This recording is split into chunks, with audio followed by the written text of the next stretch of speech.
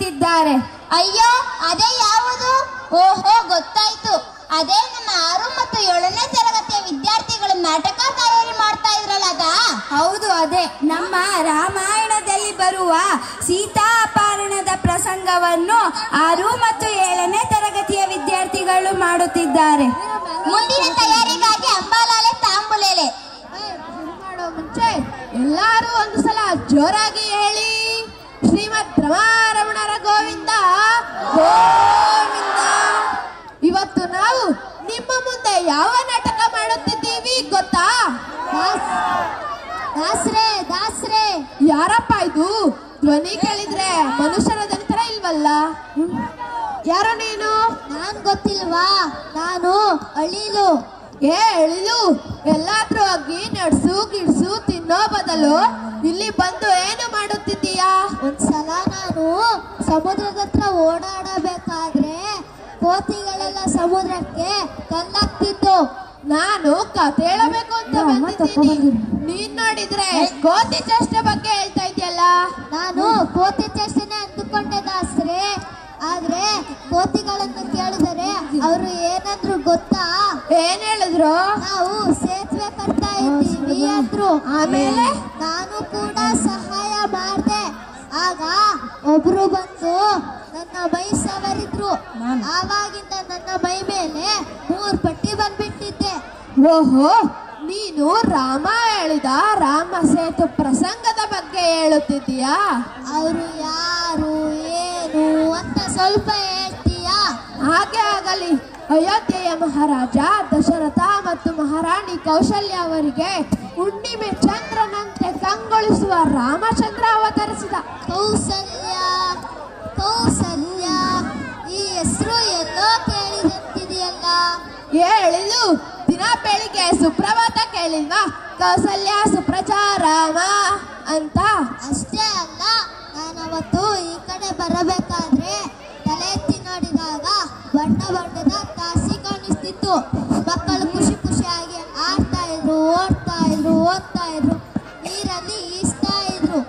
ಏನು ಅಂತ ಕೇಳಿದ್ರೆ ಇದು ಚಿತ್ರಕೂಟ ಕೌಶಲ್ಯ ಅಂದ್ರು.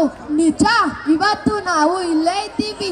ಚಿತ್ರಕೂಟ ಅಂದಿಯಲ್ಲ, ಅಲ್ಲಿಂದನೇ ನನ್ನ ಕತೆ ಶುರು ಮಾಡುತ್ತೀನಿ. ವನವಾಸ ಶುರು ಮಾಡೋಕೆ ರಾಮ, ಸೀತಾ, ಲಕ್ಷ್ಮಣ ಚಿತ್ರಕೂಟಕ್ಕೆ ಬಂದ್ರು. ಭರತ ಕೂಡ ಅಲ್ಲಿಗೆ ಬಂದ. ಅವನ ಅಣ್ಣನನ್ನು ಹಿಂದಕ್ಕೆ ಕರೆದುಕೊಂಡು ಹೋಗಲು ನೋಡಿದ. ಆದರೆ ಅವರು ಒಪ್ಪಲಿಲ್ಲ. ಮುಂದೆ ಅವರು ಪಂಚವಟಿ ಎಂಬ ಕಾಡಿಗೆ ಬಂದರು. ವಿಶ್ರಾಂತಿ ತೆಗೆದುಕೋತಮ್ಮ. ಇಲ್ಲ ಅಣ್ಣ, ಯಾರಾದರೂ ಈ ಕಡೆ ಬರಬಹುದು. ಆ ಶೂರ್ಪಣಖಿ ಬರಬಹುದು ಎಂದು ಯೋಚಿಸುತ್ತಿದ್ದೀಯ ಲಕ್ಷ್ಮಣ. ನಿನ್ನ ಭಯಕ್ಕೆ ಮತ್ತೆ ಅವಳಿ ಕಡೆ ಬರುವುದಿಲ್ಲ. ನನ್ನ ಯೋಚನೆ ಅದಲ್ಲ ಅತ್ತಿಗೆ, ಬೇರೆ ಯಾರಾದರೂ ರಾಕ್ಷಸರು ಬರಬಹುದು ಎಂದು. ಆಯ್ತು ತಮ್ಮ, ಸ್ವಲ್ಪ ಹೊತ್ತು ಕುಳಿತುಕೋ, ವಿಶ್ರಾಂತಿ ತೆಗೆದುಕೋ ಬಾ. ಹಾಗೇ ಆಗಲಿ ಅಣ್ಣ. ಇಲ್ಲೇ ಇದ್ದಾರೆ. ನನ್ನ ಕರ ಮತ್ತು ತೋರಿಸುತ್ತೇನೆ.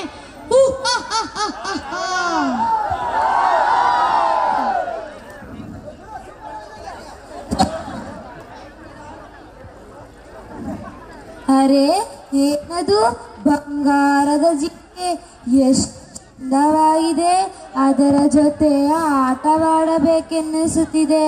ಆದರೆ ಅದು ಎದರಿ ಓಡುತ್ತಿದೆ. ಏ ಜಿಂಕೆ, ಬಾ ಇಲ್ಲಿ.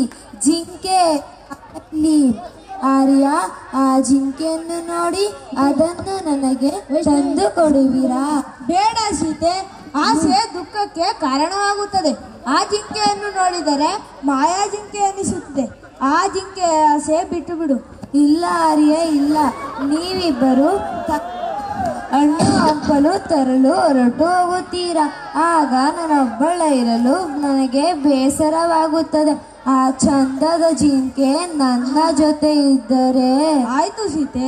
ಲಕ್ಷ್ಮಣ, ನಿನ್ನ ಅತ್ತಿಗೆಯನ್ನು ನೋಡಿಕೊಂಡು ಇಲ್ಲಿಯೇ ಇರು, ಕದಲಬೇಡ. ಆಯ್ತು ಅಣ್ಣ.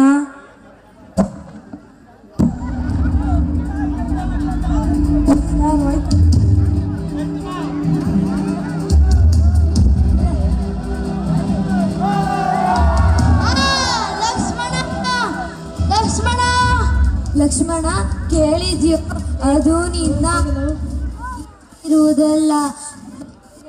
ಹೋಗು ಲಕ್ಷ್ಮಣ ಹೋಗು. ಹೆದರಬೇಡಿ ಅತ್ತಿಗೆ, ಸಾಕ್ಷಾತ್ ನಾರಾಯಣನ ಸ್ವರೂಪನಾದ ಅಣ್ಣನವರಿಗೆ ಯಾರೂ ಏನು ಮಾಡಲಾರರು.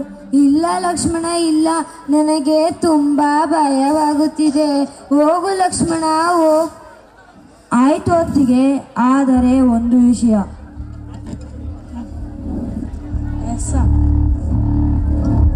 ನೀವು ಯಾವುದೇ ಕಾರಣಕ್ಕೂ ಈ ಗೆರೆಯನ್ನು ದಾಟಬೇಡಿ. ನಾನಿನ್ನು ಹೊರಡುತ್ತೇನೆ.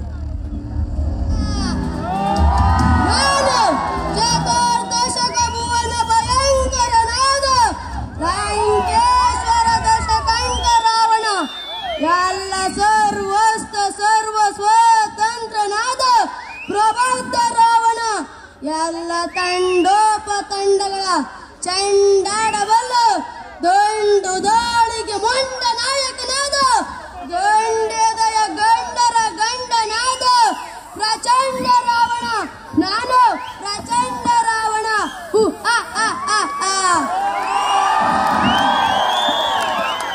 ನಾನು ಭುವನೈಕ ವೀರ ದಶಕಂಠ ರಾವಣ. ಸೀತೆಯನ್ನು ಅಪಹರಿಸಲು ಬಂದಿದ್ದ